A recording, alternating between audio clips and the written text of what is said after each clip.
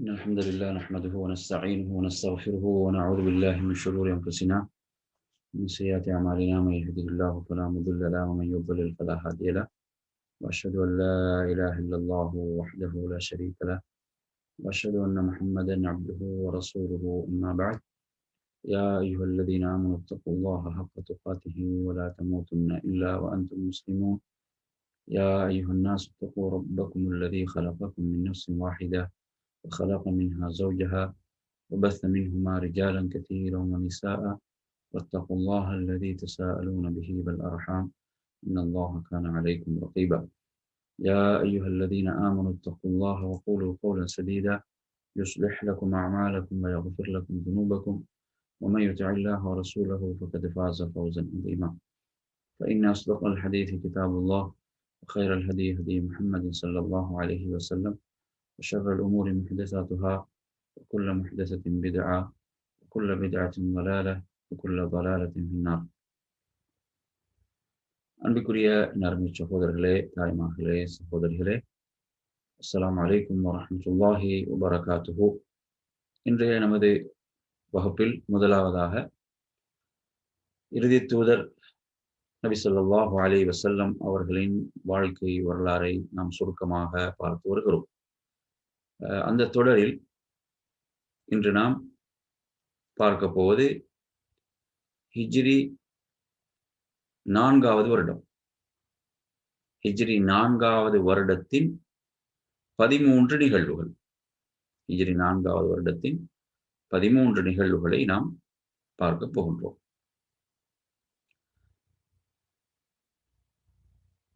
முதலாவது நிகழ்வாக நாம் பார்ப்போம். ஹிஜ்ரி 4வது வருடத்தில் முஹர்ரம் மாதம் நபி ஸல்லல்லாஹு அலைஹி வஸல்லம் அவர்கள் அபூ சலமா ரலியல்லாஹு அன்ஹுடைய தலைமையில் ஒரு படைப்பிரிவை அனுப்புகிறார்கள். அதாவது தொலைஹா அல் அசதி அந்த என்பவர்களுக்கு எதிராக, அந்த கூட்டத்தினருக்கு, அந்த கோத்திரத்துக்கு எதிராக அல்லாஹுடைய தூதர் அனுப்புகின்றார்கள். இவர் இந்த அபூ சலமா, அவரது பேர் சலமாவின் தந்தை அப்துல்லாஹ் இப்னு அப்துல் அசத். இவர் நபி ஸல்லல்லாஹு அலைஹி வஸல்லம் அவர்களுடைய மாமியின் மகனாக இவர்கள் இருந்தார்கள். பர்ரா பின்த் அப்துல் முத்தலிப், பர்ரா பின்த் அப்துல் முத்தலிப் என்பது அவருடைய தாயாரின் பேர். அப்துல் முத்தலிபுடைய மகளாகிய பர்ரா. அதே போன்று இவர் அல்லாஹுடைய தூதரோடு பால்குடி சகோதரராகவும் இருந்தார்கள். இவர்கள் இருவருக்கும், அல்லாஹுடைய தூதருக்கும் இவர்களுக்கும் சுவைபா என்ன செய்தார்கள்? பால் ஊட்டினார்கள். என்ற அடிப்படையில் பால்குடி சகோதரராகவும் இருந்தார்கள். இவர்கள் கத்தன் என்று சொல்லக்கூடிய அந்த இடத்தை நோக்கித்தான் இந்த படைப்பிரிவு சென்றது. அது ஒரு மலை. அதே போன்று அங்கு இந்த பனு அசத் கோத்திரத்துக்கு சொந்தமான ஒரு நீர்நிலையும் அங்கு காணப்பட்டது. எனவே இந்த படைப்பிரிவை பொறுத்தவரையில் இது அனுப்பப்பட்டது. இவர்கள் முஸ்லிம்களுக்கு எதிராக, அல்லாஹ்வுடைய தூதருக்கு எதிராக இவர்கள் என்ன செய்தார்கள்? இவர்கள் திரண்டு விட்டார்கள் என்ற செய்தி கிடைத்த போது தான் இந்த படைப்பிரிவு என்ன செய்யப்படுகிறது? அனுப்பப்படுகிறது. அனுப்பப்பட்டு அவர்கள் ஒன்று திரண்டு அவர்கள் தாக்குவதற்குரிய அந்த திட்டங்களை தீட்டுவதற்கு முன்னாலே இந்த படைப்பிரிவு என்ன செய்யப்படுகிறது? அனுப்பப்பட்டது என்பதை நாம் பார்க்கிறோம். இவ்வாறு அனுப்பப்பட்டு அதாவது அவர்கள் என்ன செய்தார்கள்? நாலாபுறங்களிலும் அவர்கள் ஓடி ஒளிந்தார்கள் என்பதை நாங்கள் பார்க்கிறோம். இதில் சுமார் 150 பேர் இதில் இந்த படை பிரிவிலே இவர்களோடு புறப்பட்டு சென்றார்கள். 150 வீரர்கள். இதில் அவர்கள் சென்று என்ன செய்தார்கள்? அங்கு அவர்கள் முகாமிட்டார்கள். அவர்கள் யாரும் இவர்களோடு போரிடுவதற்காக இல்லை. அவர்கள் என்ன செய்தார்கள்? பல இடங்கள் மலைகளிலே ஓடி ஒதுங்கினார்கள். எனவே கனிமத்துகளோடு அவர்கள் திரும்பினார்கள். கனிமத்தோடு அவர்கள் என்ன செய்தார்கள்? அவர்கள் திரும்பினார்கள் என்பதை பார்க்கிறோம். அந்த கனிமத்துகள் கொண்டு வரப்பட்டு அவைகள் மார்க்கத்துடைய வழிகாட்டலுக்கு ஏற்ப அவைகள் பங்கு வைக்கப்பட்டன என்பது இதனுடைய முதல் நிகழ்வாக நாம் பார்க்கிறோம். இதில் முதல் நிகழ்வாக ஹிஜ்ரி 4வது வருடத்தினுடைய முதல் நிகழ்வு. அதே போன்று அவர்கள் பலரும் கைதியாக பிடிக்கப்பட்டார்கள், கனிமத்துகளோடு வந்தார்கள் என்பதை நாங்கள் பார்க்கிறோம். அதே போன்று அதே முஹர்ரம்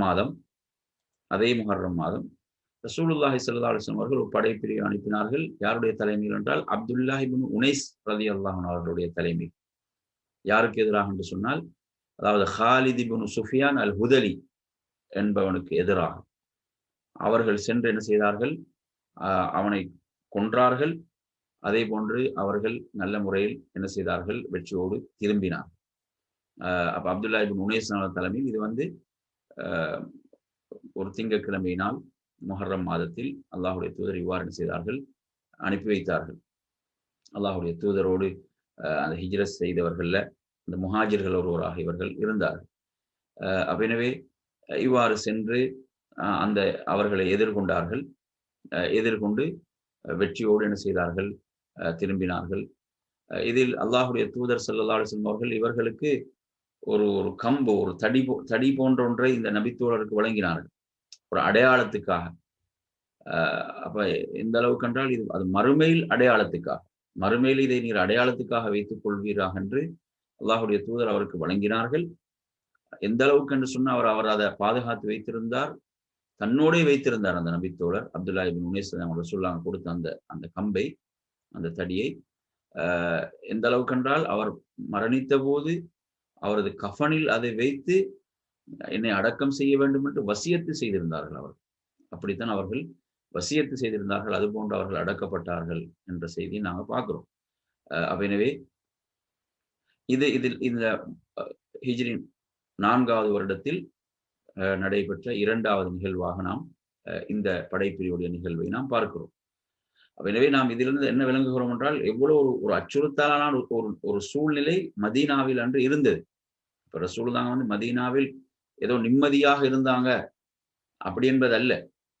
மக்காவில் உள்ள நெருக்கடிகள் கடுமையாக இருந்தன. ஆனா மதீனாவில் நீங்க எடுத்தீங்கன்னா இப்படி பல அச்சுறுத்தல்கள், அதாவது யூதர்கள், முனாஃபிக்கள், அதே போன்று மதீனாவை சூழ உள்ள இப்படியான இந்த கோத்திரங்கள், இவர்களுடைய எதிர்ப்புகள், இவைகளுக்கு மத்தியில் தான் ரசூலுல்லாஹ் என்ன செய்யறாங்க, மதீனாவில் அவர்களுடைய அந்த ஆட்சி நடைபெறுகிறது என்பதை நாங்கள் இதிலே புரிந்து கொள்ள வேண்டும். அதே போன்று இதே வருடம் ஹிஜ்ரி 4வது வருடத்தில் சஃபர் மாதத்தில் ஒரு படைப்பிரிவு, அது சரியத்து ரஜிய என்று அழைக்கப்படுகிறது. இது எப்படி அழைக்கப்படுகிறதா, சரியத்து ரஜிய என்று இது அழைக்கப்படுகிறது. ரசூலுல்லாஹ் இதுல ஒரு படைப்பிரிவு அனுப்பினார்கள். இதில் தலைமை ஆசிம் இப்னு சாபித் அல் அன்சாரி ரலியல்லாஹு அன்ஹு அவர்கள் தான் இதில் என்ன செய்தார்கள், இதில் பொறுப்பேற்று இந்த படைப்பிரிவு செல்கிறது. எனவே இந்த இடத்தை பொறுத்தவரையில, அதாவது உஸ்வானுக்கும் மக்காவுக்கும் இடையில் உள்ள ஒரு ஹது ஆண்டு சொல்லக்கூடிய அந்த இடம், அது ஹுதைல் என்றும் சொல்லி அது அழைக்கப்படுகிறது. இங்கு அதாவது சுமார் எடுத்து பார்ப்போம்னு சொன்னா ஒரு 200 பேரை கொண்ட ஒரு படைப்பிரிவு என்ன செய்கிறது, சென்றது என்பதை நாங்கள் பார்க்கிறோம். இவ்வாறு இவர்கள் இந்த படைப்பிரிவுடைய செய்தி, இந்த படைப்பிரிவோடைய செய்தியோடு சேர்த்து அடுத்த ஒரு செய்தியும் வருகிறது. அந்த செய்தியை நாங்கள் என்ன செய்யலாம், பார்க்கலாம். இதில் இவ்வாறு சென்றவர்கள் என்ன செய்யப்பட்டார்கள், மோசடி செய்யப்பட்டார்கள் என்பதை நாங்கள் பார்க்கிறோம். அப்ப இந்த படைப்பிரிவு என்பது எதற்காக சென்றதுன்னு நீங்க பாத்தீங்கன்னா சொன்னா, மார்க்கத்தை கற்றுக் கொடுப்பதற்காக, மார்க்கத்தை போதிப்பதற்காகத்தான் இவர்கள் அனுப்பப்பட்டார்கள். இவ்வாறு அனுப்பப்பட்டவர்களுடைய விஷயத்தில் என்ன செய்தார்கள், அவர்கள் மோசடி செய்தார்கள். அந்த ஒப்பந்தத்தை மீறி இவர்களை கொன்றார்கள் என்ற செய்தி தான் வருகிறது. இதை தொடர்ந்து வரக்கூடிய அடுத்த செய்தியை நாம் பார்க்கும்போது இதை நாம் இன்னும் தெளிவாக நாம் இதிலே புரிந்து கொள்ளலாம். எனவே இந்த செய்தி இதில் உள்ள நாம் 3வது செய்தியாக பார்க்கிறோம். அதே போன்று 4வது நிகழ்வாக, அதாவது பிர் மஊனா என்று சொல்லக்கூடிய பிர் என்பது ஒரு கிணறு, அந்த மவுனா இடத்துல அந்த அந்த கிணறு. இப்ப அந்த இடத்தில் நடந்த அந்த நிகழ்வு எடுத்தீங்கன்னா இதுதான் மிகவும் ஒரு கவலை அளிக்கக்கூடிய ஒரு நிகழ்வாக இந்த நிகழ்வு இருந்தது. இந்த பிர் மவுனாவை பொறுத்தவரையில இதில் அதாவது ரசூலுல்லாஹி ஸல்லல்லாஹு அவர்கள் சுமார் 70 அன்சாரி தோழர்கள். அவங்க எல்லாம் எப்படின்னா குர்ராக்கள் அழைக்கப்பட்டாங்க. குர்ஆன்டா குர்ஆனை அழகா ஓதக்கூடியவர்கள். குர்ஆனை ஓதக்கூடியவர்கள் என்று அழைக்கப்பட்ட குர்ராக்கள். இவங்க வந்து என்ன செய்வாங்க, பகல்ல விறகுகளை வெட்டி தான் இவங்க உழைப்பு செய்வாங்க. அதைத்தான் அவங்களோட சம்பாத்தியமாக இருந்தது. இரவில் இவர்கள் என்ன செய்வார்கள், தொழுவார்கள். குர்ஆனை அதிகமாக ஓதி தொழுவார்கள். அப்படிப்பட்ட சுமார் 70 பேர் கொண்ட இவர்கள் எதற்கென்று சொன்னால் அதாவது மார்க்கத்தை எடுத்து சொல்வதற்காக எங்களோடு அனுப்புங்கள். அந்த அதாவது தக்வான் உசையா வபனி லஹியான் என்று சொல்லக்கூடியவர்கள் இப்படியானவர்கள் இவர்கள் வந்து கேட்டு எமக்கு மார்க்கத்தை சொல்வதற்காக, மார்க்கத்தை எமது கோத்திரங்களுக்கு கற்றுத்தருவதற்காக இப்படி அனுப்புங்கள் என்று சொல்லும்போது ரசூலுல்லாஹ் 70 பேர் அனுப்புறாங்க. 70 பேர் அனுப்புறாங்க. இந்த 70 பேரும் என்ன செய்யப்பட்டார்கள் என்று சொன்னால் இவர்கள் அதாவது கொல்லப்பட்டார்கள். இவங்க வந்து அந்த வாக்குறுதிக்கு மாறு செய்து என்ன செய்தார்கள், இவர்கள் கொல்லப்பட்டார்கள் என்பதை நாங்கள் பார்க்கிறோம். சுப்ஹானல்லாஹ். எந்த அளவுக்கு என்று சொன்னால் ரசூலுல்லாஹி ஸல்லல்லாஹு அவர்கள் இவர்களுக்கு எதிராக சுமார் 1 மாத காலம் என்ன செய்தார்கள், ரசூலுல்லாஹ் குனூத் ஓதினாங்க. தொழுகையில் இவர்களுக்கு எதிராக என்ன செய்தாங்க சொல்லாங்க, இவர்களுக்கு எதிராக குனூத் ஓதினார்கள். இந்த ரிஅல் தக்வான் உசையான்னு சொல்லக்கூடிய இந்த பனு லஹியான் என்ற கோத்திரங்களுக்கு எதிராக அல்லாஹ்வுடைய தூதர் அவ்வளவு ஒரு மோசடி இவர்கள் செய்தார்கள். பாருங்க எவ்வளவு பெரிய ஒரு மதீனாவில் ரசூலுல்லாஹ் வாழும்போது எப்படியான ஒரு நிலைகள் எல்லாம் எதிர்கொண்டாங்க. 70 குர்ராக்கள் கொல்லப்படுகிறார்கள். அப்ப எனவே இப்படியாக ரசூலுல்லாஹ் வந்து இப்படி செய்கின்ற போது அனஸ் ரலியல்லாஹு அன்ஹு அவர்கள் சொல்கிறார்கள், குர்ஆனில் ஒரு வசனம் இருந்தது. அந்த வசனம் பின்னால் அந்த வசனம் உயர்த்தப்பட்டு விட்டது. அந்த வசனம் எப்படி குர்ஆனில் இருந்துச்சுன்னு சொன்னா அதாவது பல்லிகு அன்னா கௌமனா அன்னா லகீனா ரப்பனா ஃபரதிய அன்னா வஅர்பானா. அதாவது எம்மிடமிருந்து நீங்க இந்த செய்தியை எமது சமுதாயத்துக்கு எத்தி வைத்து விடுங்கள். அதாவது நாம் எமது ரப்பை சந்தித்தோம், அவன் எம்மை பொருந்தி கொண்டான். அவன் எம்மை பொருந்தி கொண்ட நிலையில் அவனது பொருத்தத்தோடு நாம் அவனை சந்தித்தோம் என்ற செய்தியை எமது சமுதாயத்துக்கு எத்தி வைத்து விடுங்கள் என்ற ஒரு வசனம் இருந்தது. அப்ப அந்த வசனம் பிறகு என்ன செய்யப்பட்டது, அல் குர்ஆனில் இருந்து அந்த வசனம் உயர்த்தப்பட்டு விட்டது என்பதை நாங்கள் பார்க்கிறோம். அப்ப எனவே சுப்ஹானல்லாஹ். இப்படியாக அவர்கள் என்ன செய்தாங்க, காஃபிர்கள் இவ்வளவுதான் சதி செய்தாலும் மூமின்கள் மகத்தான வெற்றியை பெற்றார்கள் என்பதை நாங்கள் இதுல பார்க்கிறோம். இதுல எந்த அளவுக்கு என்றால் அதாவது ஹராம் இப்னு மில்ஹான் என்று சொல்லக்கூடிய அந்த நபித்தோழர் காஃபிர்களால் வெட்டப்பட்டு அவர் கொல்லப்படுகின்ற போது ஃபுஸ்து வரப்பில் கஅபா, கஅபாவுடைய ரப்பி மீது சத்தியமாக நான் வெற்றி பெற்றேன் என்று தான் அவர் என்ன செய்கிறார், விழுகிறார். அந்த அளவுக்கு சுப்ஹானல்லாஹ் அவர்கள் வெற்றியை, சுவர்க்கத்தை கண்களால் கண்ட நபித்தோழர்கள் என்பதை நாங்கள் பார்க்கிறோம்.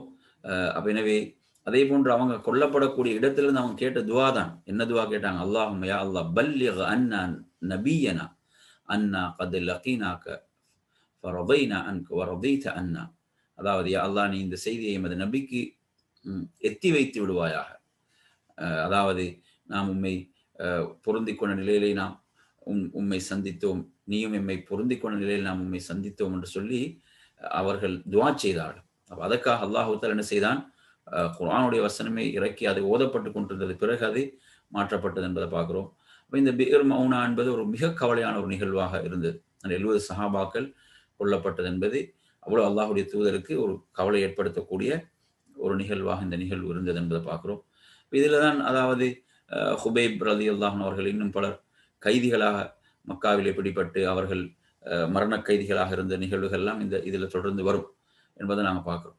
எனவே நறுமை சகோதரர்களே, இந்த நிகழ்வை பொறுத்தவரையில் இது ஹிஜ்ரி 4வது வருடத்தில் நடந்த இதில் 4வது நிகழ்வாக நாங்கள் பார்க்கிறோம்.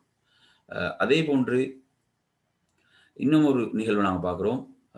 5வதாக இந்த ஹிஜ்ரி 5வது வருடத்தில் 5வது நிகழ்வாக ரசூலுல்லாஹ் வந்து அம்ர் இப்னு உமையா அல்-லம்ரி என்பவருடைய தலைமையில் ஒரு படைப்பிரிவு அனுப்புகிறார்கள். அதாவது அபூ சுஃபியானை கொல்வதற்காக. ஆனால் அது என்ன செய்யவில்லை, அது நடைபெறவில்லை. அவர்கள் அதை என்ன செய்தார்கள், தப்பிச் சென்று விட்டார்கள் என்ற ஒரு நிகழ்வு இதிலே வருகிறது. அந்த நிகழ்வும் இதிலே வருகிறது. எனவே இந்த நிகழ்வை பொறுத்தவரையில் இது நாம் இதில் பார்க்கக்கூடிய எத்தனாவது நிகழ்வு என்று சொல்லி சொன்னால் 5வது நிகழ்வாக நாம் இந்த நிகழ்வை என்ன செய்கிறோம், இதில் பார்க்கிறோம். 5வது நிகழ்வாக நாம் இதிலே பார்க்கிறோம். அதே போன்று அடுத்து நாம் வருவோம். இதில் அடுத்த நிகழ்வாக ரபியுல் அவ்வல் மாதம், இதே வருடம் ஹிஜ்ரி 4வது வருடத்தில் ரபியுல் அவ்வல் மாதம், இது 6வது நிகழ்வு. அதாவது பனு நதீர் என்று சொல்லக்கூடிய இந்த யூதர்கள், இந்த நாங்கள் பார்க்கிறோம் மதீனாவிலே அன்று காணப்பட்ட அந்த கோத்திரங்களில் இதற்கு முன்னர் மோசடி செய்து ஒப்பந்தத்தை மீறி ஒப்பந்தத்தை முறித்து வெளியேற்றப்பட்டவர்கள் பனு கைனுகா. பனு கைனுகா என்ன செய்யப்பட்டார்கள், மதீனாவிலிருந்து வெளியேற்றப்பட்டார்கள். அவர்கள் அந்த ஒப்பந்தத்துக்கு என்ன ரசூலுல்லாஹ் மதீனாவுக்கு வந்துன்னு யூதர்களோடு ஒப்பந்தம் போட்டாங்க. அந்த ஒப்பந்தத்தை எல்லாம் அவர்கள் மீறினார்கள். மீறி சதி செய்த போது அதில் பனு கைனுகா வெளியேற்றப்பட்டார்கள். அதே போன்று ஹிஜ்ரி 4வது வருடம் ரபியுல் அவ்வல் மாதத்தில் பனு நதீர் என்று சொல்லக்கூடிய இந்த கோத்திரத்தினர் அல்லாஹ்வுடைய தூதருக்கு சதி செய்தார்கள், மோசடி செய்தார்கள். எந்த அளவுக்கு ரசூலுல்லாஹி ஸல்லல்லாஹு அலைஹி வஸல்லம் அவர்கள் இவர்களை சந்திக்க வந்தது ஒரு ஒரு ஒரு கொலைக்குரிய பரிகாரத்தை நிறைவேற்றுவதற்கு, அதற்குரிய அந்த தியான்னு சொல்வார்கள். தியான ஒட்டகங்கள், இத்தனை ஒட்டகங்கள் வழங்கப்பட வேண்டும். அப்ப அன்று அந்த ஒப்பந்தத்தில் எப்படி இருந்ததுன்னு சொன்னா, அப்படியான ஒரு நிலை வரும்போது யூதர்களும் முஸ்லிம்களும் ஒருவருக்கு ஒரு உதவி செய்து கொள்ள வேண்டும். அந்த ஈட்டுத் தொகையை வழங்குவதில், அந்த ஈட்டுத் தொகையை கொடுப்பதில் ஒருவருக்கு ஒரு உதவியாக இருக்க வேண்டும். அந்த அடிப்படையில் ரசூலுல்லாஹ் அப்படியான ஒரு விடயத்துக்காக வருகிறார்கள். இந்த பனு நதீர் கோத்திரத்திடம் யூதர்களிடம் வருகிறார்கள். அவரிடம் இப்படி ஒருவருடைய பெயரை சொல்லி இவருடைய விஷயத்தில் இந்த தியா இது வழங்கப்பட வேண்டும், அதற்குரிய உதவியை கேட்டு வருகின்ற போது அவர்கள் என்ன செய்தார்கள், ஆம் நாம் அதற்குரிய உதவி உங்களுக்கு தருகிறோம், நீங்க இந்த இடத்துல அமருங்க என்று சொல்லி ரசூலுல்லாஹ் ஒரு இடத்துல அமர வைக்கிறார்கள். ரசூலுல்லாஹ்வோடு அபூபக்கர் ரலியல்லாஹு அன்ஹு, உமர் ரலியல்லாஹு அன்ஹு போன்ற நபித்தோழர்கள் இருந்தார்கள். அப்போது இவ்வாறு அமர வைத்துவிட்டு யூதர்கள் போய் என்ன செய்தார்கள், தங்களுக்குள் ஒரு சதித்திட்டத்தை வகுத்தார்கள். தங்களுக்குள்ள ஒரு சதித்திட்டத்தை வகுத்தார்கள். என்ன சதித்திட்டம் என்றால், இவரை நாம் கொன்று விடுவோம், அல்லாஹ்வுடைய தூதரை கொல்வதற்கான ஒரு சதித்திட்டத்தை வகுத்து என்ன செய்தார்கள். இப்ப ரசூலுல்லாஹ் ஒரு இடத்துல ஒரு சுவத்துல சாய்ஞ்சு உட்கார்ந்து இருக்கிறான். அதுக்கு மேலாக ஏறி ஒரு பெரும் கல்லை போட்டு விடுவது அவருடைய தலையில், அல்லாஹ்வுடைய தூதருடைய தலையில் போட்டு விடுவது என்று அவர்கள் ஒரு முடிவை செய்து, சதி செய்து, அதற்காக ஒருவனை என்ன செய்தார்கள், ஏற்பாடு செய்து அவர்கள் அந்த சூழ்ச்சியை செய்கின்ற போது அல்லாஹ் என்ன செய்கிறான், ஜிப்ரீல் அலைஹிஸ்ஸலாம் மூலம் தனது அல்லாஹ் தூதருக்கு அறிவித்து விடுகிறான். அல்லாஹு தஆலா என்ன செய்கிறான், அறிவித்து விடுகிறான். எனவே ரசூலுல்லாஹ் என்ன செஞ்சாங்க, உடனே அங்கிருந்து புறப்பட்டார்கள். ரசூலுல்லாஹ் புறப்பட்டு அவர்களுக்கு சுமார் ஒரு சில நாட்கள், 10 நாட்கள் போன்ற ஒரு குறிப்பிட்ட சில நாட்கள் அவர்களுக்கு கால அவகாசம் கொடுத்தார்கள். மதீனாவிலிருந்து நீங்கள் வெளியேற வேண்டும், மதீனாவிலிருந்து நீங்கள் வெளியேறிவிட வேண்டும். முஹம்மது இப்னு மஸ்லமா நபித்தோழரை அனுப்பி சொன்னார்கள், நீங்கள் வெளியேற வேண்டும். நீங்க ஒப்பந்தத்தை இவ்வாறு ரசூலுல்லாஹ்வை கொல்றதுக்கு இப்படி சதி செய்தவர்கள். சுப்ஹானல்லாஹ். அப்ப எனவே நறுமை சகோதரர்களே, அப்போது அவர்கள் என்ன செய்யறாங்க, மதீனாவிலிருந்து வெளியேறுவதற்காக தயாராகி கொண்டிருக்கின்ற போது அப்துல்லா இப்னு உபை இப்னு சலூல் தெரியும், முனாஃபிக் மதீனாவுடைய, அவன் என்ன செய்தி அனுப்புகிறான் என்றால், நீங்கள் மதீனாவை விட்டு வெளியேற வேண்டாம், நாம் உங்களுக்கு உதவியாக இருக்கிறோம், எங்களிடம் ஒரு பெரும் படை இருக்கிறது. அதே போன்று அவர்களுக்கு உதவியாக அந்த வேறு யூதர்களாக இருந்த அந்த பனு குரைதா, பனு கத்ஃபான் போன்றவர்கள் உங்களுக்கு உதவுவார்கள். அதே போன்று எம்மிடமும் ஒரு படை இருக்கிறது, நாம் என்ன செய்வோம், நாம் எதிர்ப்போம், நீங்கள் வெளியேறி செல்லாதீர்கள் என்று சொன்னபோது அவர்கள் என்ன செய்யார்கள், மதீனாவிலிருந்து புறப்படாமல் அல்லாஹ்வுடைய தூதருக்கு செய்தி அனுப்புகிறார்கள், நாம் உங்களை எதிர்கொள்ள தயார், உங்களை நாம் எதிர்கொள்ள தயார் என்று சொல்லி என்ன செய்தார்கள், சொன்ன நேரத்தில் அல்லாஹ்வுடைய தூதர் ஸல்லல்லாஹு அலைஹி வஸல்லம் என்ன செய்தாங்க, படையோடு புறப்பட்டார்கள். படையோடு என்ன செய்தார்கள், புறப்பட்டார்கள். அவர்கள் தங்களுடைய கோட்டைகளிலே ஒளிந்து கொண்டார்கள். ஒளிந்து கொண்டாலும் அவர்கள் சொன்னது போன்று அங்கே யாரும் உதவிக்கு வரல. அந்த அப்துல்லா இப்னு உபை சொன்னது போன்று அவனோ அல்லது வேறு யாருமோ அவர்களுடைய உதவிக்கு அங்கு வரவில்லை. அப்ப எனவே அல்லாஹ் தஆலா இவர்களை பற்றிய செய்தி நீங்க எடுத்தீங்கன்னா, சூரத்துல் ஹஷ்ர் என்ற அத்தியாயத்தை நீங்க எடுத்து படிச்சு பாருங்க. சூரத்துல் ஹஷ்ர் என்ற அத்தியாயம் யூதர்கள் இந்த பனு நதீர் என்ற இந்த கூட்டத்தை பத்தி தான் பேசுது. பனு நதீர் என்ற அந்த கூட்டத்தை பற்றி தான் அந்த சூரத்துல் ஹஷ்ர் என்ற அத்தியாயத்தில் அல்லாஹு தாலா பேசுகிறான். அதில் நீங்கள் எடுத்து பார்த்தீங்கன்னு சொன்னால் அல்லாஹு தாலா மிக தெரியும் எந்த அளவுக்குன்னா அப்துல்லா இப்னு அப்பாஸ் சொல்றாங்க, இந்த அத்தியாயத்துக்கு நதீர் என்ற பெயர் கூட இந்த அத்தியாயத்துக்கு பொருத்தமானது என்ற இவர்களுடைய விஷயத்தை தான் இந்த அத்தியாயம் பேசுகிறது என்று குறிப்பிடுகிறார்கள் அப்துல்லா இப்னு அப்பாஸ் ரலியல்லாஹு அவர்கள். அப்ப எனவே இவ்வாறாக இவர்கள் என்ன செய்யப்பட்டார்கள், இவ்வாறு இவர்கள் முற்றுகையிடப்பட்டு கடைசியில் அவர்களுக்கு உதவிகளும் வரவில்லை. ரசூலுல்லாஹ் அதுக்கு பிறகு என்ன செஞ்சாங்க, மன்னித்து அவர்களை மதீனாவை விட்டு வெளியேற்றினார்கள். அவர்களுக்கு சில பொருட்களை மட்டும் எடுத்துச் செல்வதற்கு தான் அனுமதித்தார்கள். அவர் எந்த அளவுக்கு தங்களுடைய கோட்டைகள் எல்லாம் உடைத்து அதில் உள்ள ஜன்னல்கள் கதவுகளை எல்லாம் அவங்க எடுத்துக்கொண்டு சென்றார்கள் அப்படி என்று சொல்லி என்ன செய்தியில் நாங்கள் பார்க்கிறோம். எனவே அதில் கிடைத்தவைகள் அந்த கனிமத் அல்ல. ஏன்னா கனிமத் என்றால் போர் செய்து வெற்றி கொள்ளப்பட்டு கிடைக்கிறது கனிமத். இது இங்கே போர் நடக்கல, இவங்க சரணடைந்து விட்டார்கள். அவர்கள் என்ன செய்தார்கள், அவர்கள் அதற்கு கட்டுப்பட்டு விட்டார்கள். எனவே அதை சொல்லாங்க, அவர்களுக்கு அதிகாரத்தை கொடுத்தா முழுமையாக அதை பங்கு வைப்பதில் என்பதை நாங்கள் பார்க்கிறோம். எனவே இந்த நிகழ்வு அப்ப இதற்கு பிறகு இந்த பனு நதீர் என்ற இந்த கூட்டம், இந்த அல்லாஹ்வுடைய தூதரை கொள்வதற்கு சதி செய்த இந்த கூட்டம், இந்த யூத கூட்டம் என்ன செய்தது, இவர்கள் மதீனாவை விட்டு வெளியேற்றப்பட்டார்கள், இவர்கள் ஷாமுக்கு சென்றார்கள் என்பதை நாங்கள் பார்க்கிறோம். இது இதில் உள்ள 6வது நிகழ்வு. இப்போது நாங்கள் பார்ப்போம் 7வது நிகழ்வு. 7வது நிகழ்வை பொறுத்தவரையில் ஜமாதுல் ஊலா மாதம், ஹிஜ்ரி 4வது வருடம் ஜமாதுல் ஊலா மாதம் நடைபெறக்கூடிய நிகழ்வுகளை அதாவது அபூ சலமா அப்துல்லா இப்னு அப்துல் அசத் அல் மஹ்சூமி என்பவர் மரணிக்கிறார். இவர் மஹ்சூமி கோத்திரத்தை சேர்ந்த அபூ சலமா அப்துல்லா இப்னு அப்துல் அசத் அல் மஹ்சூமி என்பவர் என்ன செய்கிறாரு, இவர் மரணிக்கிறார். எனவே இவரை பொறுத்தவரையில் இவர் மஹ்சூமி கோத்திரத்தை சேர்ந்த ஒருவராக இவர் இருக்கிறார். இவருடைய மௌத்துடைய செய்தி இது ஹிஜ்ரி 7வது வருடம், இந்த 7வது நிகழ்வு ஹிஜ்ரி 4வது வருடத்தில். அடுத்து நாங்கள் 8வது நிகழ்வாக பார்ப்போம். அதாவது அப்துல்லாஹ் இப்னு உஸ்மான் இப்னு அஃபான், அதாவது ரசூலுல்லாஹி ஸல்லல்லாஹு அலைஹி வஸல்லம் பேரப்பிள்ளை. அப்துல்லா அவரது பேர், ரசூலுல்லாஹ்வுடைய பேரப்பிள்ளை. இவங்க யாருடைய மகன்டா, உஸ்மான் இப்னு அஃபான் ரலியல்லாஹு அன்ஹுடைய மகன். உஸ்மான் இப்னு அஃபான் ரலியல்லாஹு அன்ஹுடைய மகன். இவங்க யாருக்கு ரசூலுல்லாஹ்வுடைய எந்த மகளுக்கு கிடைச்சாங்கடா, அதாவது ருக்கையா என்ற ரசூலுல்லாஹ்வுடைய மகளுக்கு கிடைத்த அந்த பிள்ளை. அப்ப ரசூலுல்லாஹ் முதல்ல முடித்தது ருக்கையாவை தான் முடித்தாங்க. உஸ்மான் இப்னு அஃபான் அவர்கள் ருக்கையாவை தான் செய்தார்கள், மனம் முடித்தார்கள். அப்ப அவங்க மரணித்தாங்க ரசூலுல்லாஹ் பதிலிருந்து திரும்பும் போது. அவர்களுடைய பிள்ளையாக இருந்த அவங்களோட ரசூலுல்லாஹ்வுடைய பேரப்பிள்ளை, ரசூலுல்லாஹ்வுடைய வாழ்க்கையில உள்ள அந்த துன்பங்களை பாருங்க, சுப்ஹானல்லாஹ். அவங்களோட மகளுடைய மவுத். அதைத் தொடர்ந்து இதில் நாங்கள் பார்க்குறோம், அடுத்த நிகழ்வாக ரசூலுல்லாஹ்வுடைய என்ன செய்கிறாங்க, ருக்கையா ரசூலுல்லாஹ்வுடைய மகளுடைய அந்த பிள்ளை ரசூலுல்லாஹ்வுடைய பேரப்பிள்ளை அவங்க 6 வயதில் இருக்கின்ற போது மரணிக்கிறார்கள். அவரது பேர் அப்துல்லா, உஸ்மான் ரலியல்லாஹு அன்ஹுடைய மகன், ரசூலுல்லாஹ்வுடைய பேரப்பிள்ளை மரணிக்கிறார். இது இதில் நாங்கள் 8வதாக இதில் பார்க்குறோம். அதே போன்று 9வது நிகழ்வாக இதே ஹிஜ்ரி 4வது வருடத்தில் ஷாபான் மாதத்தில், அதாவது பத்ருல் ஆஹ்ரான்னு சொல்லி இன்னொரு பத்ருடைய யுத்தம். ஏண்டா அதாவது உஹது முடிந்து அபூ சுஃபியான் செல்லும் போது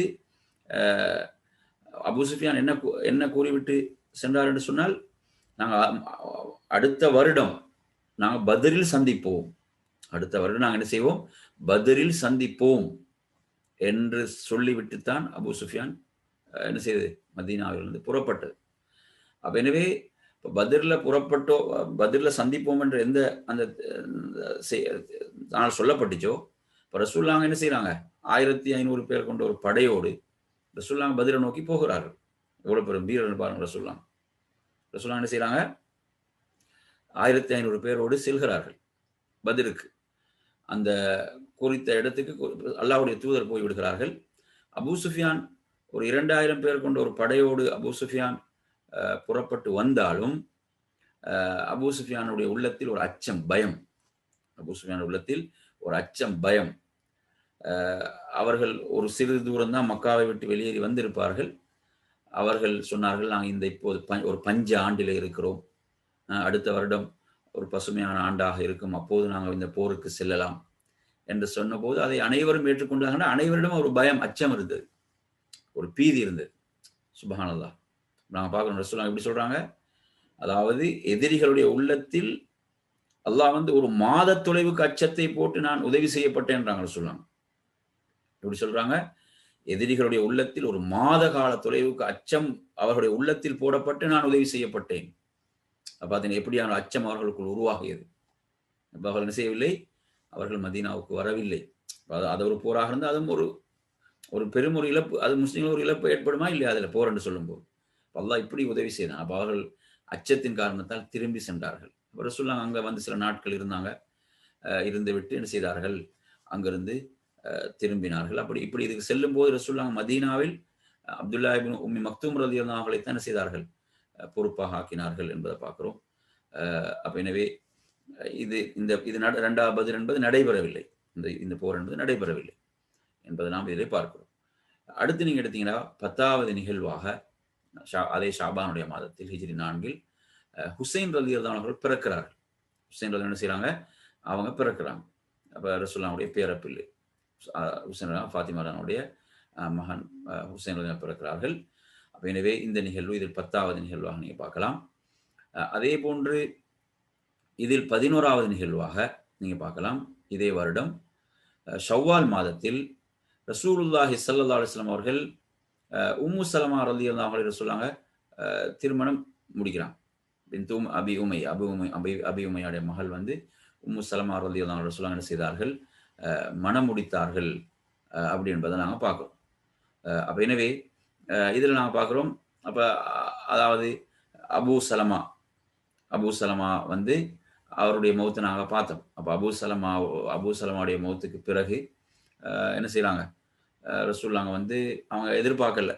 அல்லாஹ்வுடைய தூதர் வந்து எனக்கு கணவராக கிடைப்பார் என்று அவங்க நினைத்து கூட பார்க்கவில்லை. அந்த நேரத்தில் கூட ரசூலுல்லாஹ் என்ன செஞ்சாங்க? அவங்களுக்கு ஒரு துஆ கூட சொல்லிக் கொடுத்தாங்க. அபூ சலமா மரணித்த நேரத்தில் இந்த துஆ ஓதுங்க. இன்னா லில்லாஹி வ இன்னா இலைஹி ராஜிஊன். அல்லாஹும்ம அஜுர்னி ஃபீ முஸீபத்தி வ அக்லிஃப் லீ கைரம் மின்ஹா என்ற துஆவை சொல்லிக் கொடுத்தாங்க. அப்ப அந்த துஆ அவங்க ஓதினாங்க. அப்ப இவரை விட சிறந்த ஒரு எனக்கு பகரமாக ஆக்குவாயான துஆல வரும். அவங்க நினைக்கிறாங்க அபூ சலமாவை விட எனக்கு ஒரு சிறந்தவர் கிடைப்பார். அபூ சலமா அவ்வளவு சிறந்தவராக இருந்தார்னு நினைக்கிறாங்க. ஆனா அல்லாஹ்வுடைய ஏற்பாடு, அல்லாஹ்வுடைய தூதரை அவங்களுக்கு என்ன செஞ்சாங்க? கணவராக கிடைத்தார்கள் என்பதை நாங்கள் பார்க்கிறோம். அப்ப எனவே இந்த நிகழ்வும் நடக்குகிறது. உம்மு சலமா ரலியல்லாஹு அன்ஹா சொல்றாங்க திருமணம் முடித்தது ஹிஜ்ரி 4வது வருடம் ஷவ்வால் மாதத்தில் என்பதை நாங்கள் புரிந்து கொள்ள வேண்டும். எனவே நறுமை சகோதரர்களே, அடுத்ததாக 12வது நிகழ்வு. 12வது நிகழ்வு நீங்க எடுத்து பார்த்தீங்கன்னா, இப்ப நான் இதில் புரிஞ்சுக்கொள்ள இன்னொரு விஷயம் என்னவென்றால், இப்ப நாங்கள் இந்த ஹிஜ்ரி 4வது வருடத்துக்குரிய நிகழ்வுகள், ஹிஜ்ரி முதல் வருடம், 2வது வருடம், 3வது வருடத்துக்குரிய நிகழ்வுகள் நாங்கள் படித்தோம். இப்ப நாங்கள் இந்த நிகழ்வுகள் மட்டும்தான் இந்த வருடத்தில் நடந்துச்சு, வேற எந்த நிகழ்வு நடக்கலன்னு புரிஞ்சு கொள்ளவும் கூடாது. இது வந்து சில முக்கியமான நிகழ்வுகள் என்று அடையாளப்படுத்தப்படுகிறது. இது அல்லாத வேற எந்த நிகழ்வும் அந்த வருடத்தில் நடக்கல என்று புரிந்து கொள்ளக்கூடாது. இது வந்து இது மிக முக்கியமான நிகழ்வுகள் என்று அடையாளப்படுத்தப்படக்கூடிய நிகழ்வுகள் என்று நாம் இதை புரிந்து கொள்ள வேண்டும். அப்ப எனவே இதில் 12வது நிகழ்வாக இந்த வருடத்தினுடைய நிகழ்வில் ரசூலுல்லாஹி ஸல்லல்லாஹு அலைஹி வஸல்லம் அவர்கள் ஸெய்த் இப்னு சாபித் ரலியல்லாஹு அன்ஹு கட்டளையிட்டார்கள். அதாவது அந்த யூதர்களுடைய அந்த மொழியை கற்றுக்கொள்ளுமாறு, அவர்களுடைய அந்த வேதத்தை கற்றுக்கொள்ளுமாறு, அந்த மொழியை கற்றுக்கொள்ளுமாறு ரசூலுல்லாஹ் பணித்தார்கள். அப்ப அவங்க வந்து சுமார் ஒரு 15 நாட்கள் அதை கற்றுக்கொண்டார்கள். ஸெய்த் இப்னு ரசூலுல்லாஹ் தனது தோழர்களை எப்படியெல்லாம் அடையாளம் கண்டிருந்தாங்க, அவங்களோட திறமைகளை என்பதை நாங்கள் பார்க்கலாம். இதில் அவருக்கு அதை பணித்தான். அவர் சுமார் 15 நாட்களில் அதை கற்றுக்கொண்டார். அல்லாஹ்வுடைய அருளால 15 நாட்களில் கற்றுக்கொண்டார்கள் என்பதை நாங்கள் பார்க்கிறோம். அப்ப இந்த நிகழ்வு இதில் அடையாளப்படுத்துறாங்க. அதே போன்று 13வது நிகழ்வாக இதில் நீங்க பார்க்கலாம். ரசூலுல்லாஹி ஸல்லல்லாஹு அலைஹி வஸல்லம் அவர்கள் ஒரு யூத ஆணுக்கும் பெண்ணுக்கும் கல்லெறிந்து கொன்றார்கள். விபச்சாரம் செய்த, திருமணம் முடித்து விபச்சாரம் செய்த ஒரு யூதன், ஒரு யூத பெண் இருவருக்கும் கல்லெறிந்து கொண்டார்கள். அவருடைய வேதத்தை கொண்டு வர சொன்னார்கள். அவர்கள் அந்த வேதத்தில் அந்த இடத்தை மறைத்து படித்தார்கள் என்பதை நாங்கள் பார்க்கிறோம். அதே போன்று அவர்களிடம் ஆரம்பத்தில் கேட்டபோது சொன்னார்கள், நாங்கள் அவங்களோட முகத்தில் கரியை பூசி என்ன செய்வோம், ஒட்டகத்தில் வைத்து அவர்களை கொண்டு செல்வோம், கேவலப்படுத்துவோம், இப்படிதான் தண்டனை கொடுப்போம் என்று சொன்னார்கள். அப்படின்னு அவங்களோட வேதத்தை எடுத்துட்டு வாங்க, உங்களோட வேதத்தில் அப்படியே இருக்குன்னு பார்ப்போம் என்று சொல்லி வேதத்தை அவர்கள் மறைத்து படிக்கின்ற போது, வேதத்தில் என்ன சட்டம், இதுதான் சட்டம், கல்லிருந்து கொல்லப்பட வேண்டும் என்பதுதான் சட்டமாக இருந்தது. அந்த சட்டத்தை அல்லாஹ்வுடைய தூதர் நிறைவேற்றினார்கள் என்பதை நாங்கள் பார்க்கிறோம். இவ்வாறாக இந்த ஹிஜ்ரி 4வது வருடத்தில் இதில் நாம் பார்க்கும் மொத்தம் எத்தனை 13 நிகழ்வுகளை நாம் பார்த்தோம். எனவே இந்த 13 நிகழ்வுகள் ஹிஜ்ரி 4வது வருடத்துடைய நிகழ்வுகள். மறுபடியும் சுருக்கமாக பார்ப்போம். முதல் நிகழ்வு, அபு சலமா ரலியல்லாஹு அன்ஹுடைய தலைமையில் ஒரு படைப்பிரிவு அனுப்பப்படுகிறது. துலையால் அசதி என்ற அவருடைய அந்த கூட்டத்துக்கு எதிராக அவர்கள் போய் என்ன செய்தார்கள், வெற்றியோடு திரும்பினார்கள் என்பது இரண்டாவது நிகழ்வு. அதே முஹர்ரம் மாதம் சுல்லாங் அப்துல்லா இப்னு உனைஸ் தலைமையில் அந்த ஹாலித் இப்னு சுஃபியான் அல் ஹுதரியை கொள்வதற்காக ஒரு படைப்பிரிவு அனுப்பினார்கள். அவர் என்ன செய்தார், அவனை கொன்றுவிட்டு அவர்கள் நல்ல முறையில் திரும்பினார் என்பதை பார்த்தோம். அடுத்து மூன்றாவது நிகழ்வாக சரியத்து ரஜி என்று சொல்லக்கூடிய ஒரு படைப்பிரிவு. அது சரி, படைப்பிரிவு என்றால் அவங்க மார்க்கத்தை தாவாவுக்காக அனுப்பப்பட்டவங்க, மார்க்கத்தை பிரச்சாரம் செய்வதற்காக எங்களோட அனுப்புங்கள் என்று அவர்களை அழைத்து சென்று மோசடி செய்தார்கள் என்ற அந்த நிகழ்வு மூன்றாவது. நாலாவது நிகழ்வு அதே சஃபர் மாதம் பிர் மவுனா, அதில் 70 சஹாபாக்கள், அதாவது குர்ஆனை ஓதக்கூடிய குர்ராக்கள் என்று சிறந்து விளங்கிய அன்சாரி தோழர்கள் 70 பேர் கொல்லப்பட்டார்கள். என்ன செய்த, ஒப்பந்தத்தை மீறி அவர்கள் தாவாவுக்காக நாம் எமது கோத்திரங்களுக்கு தாவா செய்வதற்காக எம்மோடு அனுப்புங்கள் என்று சொல்லி என்ன செய்தார்கள், அவர்களை கொன்றார்கள். நாலாவது நிகழ்வு.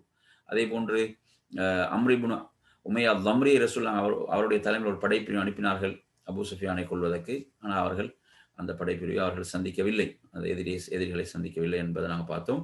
அது முடியவில்லை. அடுத்த ஆறாவது நிகழ்வாக பார்த்தோம், பனு நதீர் என்ற அந்த யூத கோத்திரம் ரசூலுல்லாஹ் அவர்களுக்கு செய்த மோசடி சதி.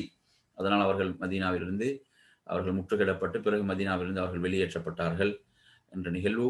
அதே போன்று ஏழாவது நிகழ்வாக அபூ சலமா ரலியல்லாஹு மௌத்து, மரணம், அதை நாங்கள் பார்த்தோம். அடுத்து எட்டாவது நிகழ்வாக இதே வருடத்தில் ரசூலுல்லாஹ்வுடைய பேரப்பிள்ளைகளில் உஸ்மான் ரலியல்லாஹு ஒரு மகன் அப்துல்லா என்பவர் மரணிக்கிறார்.